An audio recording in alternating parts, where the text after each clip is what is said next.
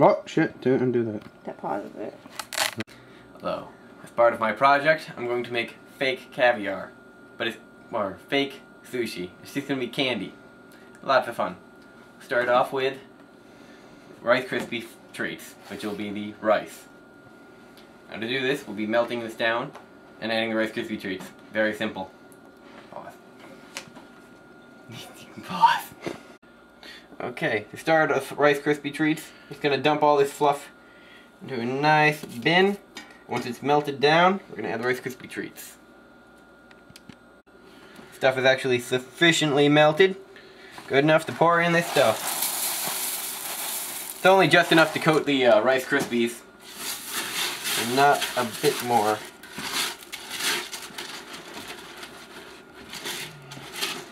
In this recipe we're using a whole can of this, and I think probably a whole box of Rice Krispies. And go. Okay, this is all set. I'm just going to put it in this bowl here to cool off enough so I can work with it with my hands. And while we're doing that, we can do the fake caviar made from juicy juice and gelatin. Yeah, I'll scrape that later. Now, did you recording? Okay, good. To do the caviar, you take juicy juice and gelatin, mix it together, heat it up, and then you drip it into cold oil. Now on the directions, they specify a certain amount to use. For this, you'll use twice whatever the amount they specify per, amount of juice. Okay, this is what we do. We take some of this berry juice, trying not to get any bubbles, and just slowly drip it into the oil. It forms little spheres that'll gelatinize as they cool.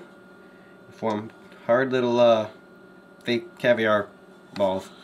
When using gelatin, it's customary to, up to me, it's customary, or usually required to bloom some of the gelatin, which is you put it in a small quantity of cold water first for it to soak up the moisture. So then it's easier to melt down and mix with more juice. We're gonna put some of this in the fridge and let it set. If there's room. I did some ahead of time, and this is what it actually ends up looking like. See? It looks kind of like caviar, except really big and misshapen instead of tiny and perfect. Ta-da! And I can pause. Alright, for the next part, I'm going to need to wash my hands, because we'll be forming up the rice into, well, the crispy rice, into the shapes that we want it to for the sushi. Yeah. Alright, down to the station. To make a very basic type of sushi, we start off with stuff, try to roll it up. I hope it doesn't stick to our hands as much. Do a tiny little ball. And top it with a little Swedish fish. Traditionally, this would be like, yeah. There we go. I think that's called nigiri sushi, but here we are. Now, for the other type of the rolled sushi, we'll take some of this rice, kind of spread it along our fruit roll-up seaweed.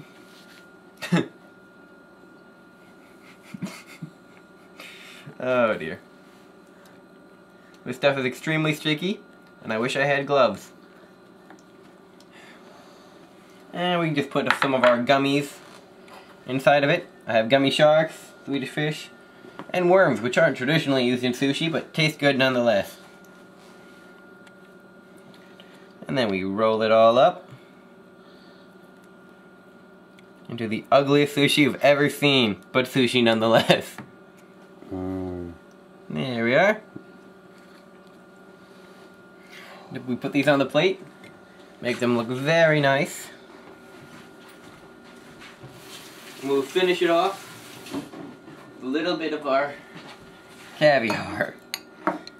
Here we go. There we are. Make it look very nice. Ta-da! sushi that's not raw fish